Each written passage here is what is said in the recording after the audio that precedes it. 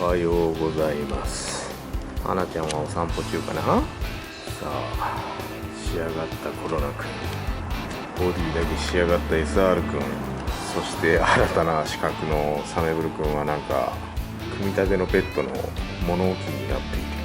そしてじゃーん、果てが崩れ落ちている。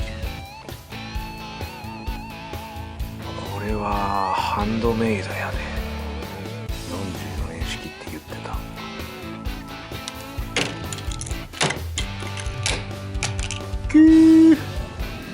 1173、お久しぶりやな。これはまたボレーかな。モールの耳もボロボロなのかな。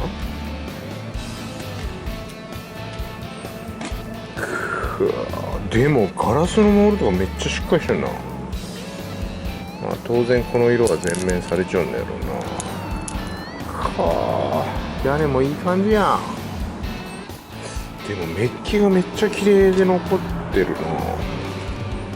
お、バンパーも最高。おー、テールの枠もいいじゃん。もう至るところやなこれ。うわー、こっちのドアもすげえ。クォーターもすげえけど。直パテ行きまくってるね。ドアすごい。せっかくやったのにな。直パテの末路がすごいなこれは。このシートはなんかちょっと純正っぽくねえな。なんかぽくねえよこれは。これはぽくねえけどしょうがねえな。ダッシュもがっつり割れている。いやーでもここら辺のメーター周りとか超綺麗だ。天張りは天張りもこれやり替えちゃうな。色味は純正っぽいのかどうかちょっとわかんないけど、あんまり錆び臭くはない。ハンドルは純正、レトロ感満載。お、ドアの閉まりも最高。そしてエンジンルーム。エンジンルームはなんで黒なの。そういう感じ。そしてボンネットのトーションバーが前についちゃう。へえ、117こんなんやったっけな。44年だからそうなの。しかもなんかタペットカバーがなんかちょっと違う気がする。前のハンドメイドこんな感じじゃねかった気がするんやけどな。やっぱこう日産車と比べてこう攻撃的じゃねえよな。やっぱなんかちょっとこう大人な雰囲気。ち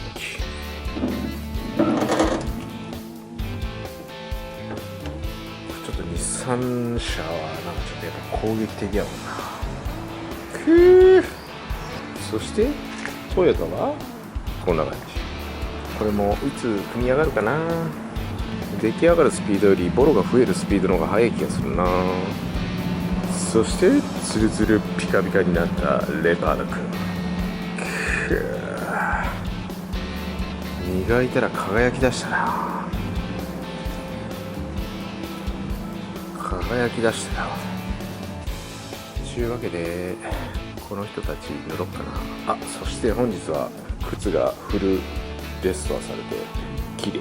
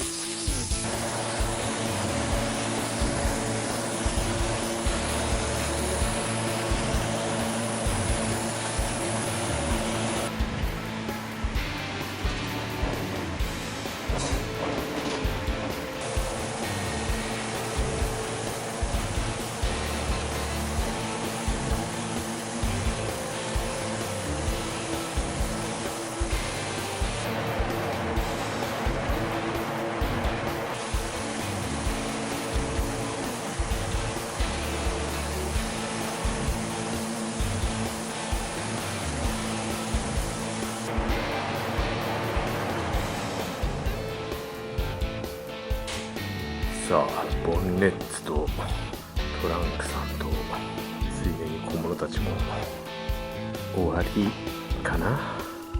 トランクさんはかなり熱を上げましたが、こんな感じならいいだろう。ボンネットさんもいいんじゃないかな。さあ、あとは乗り物がなくなったな。多分どうするかな。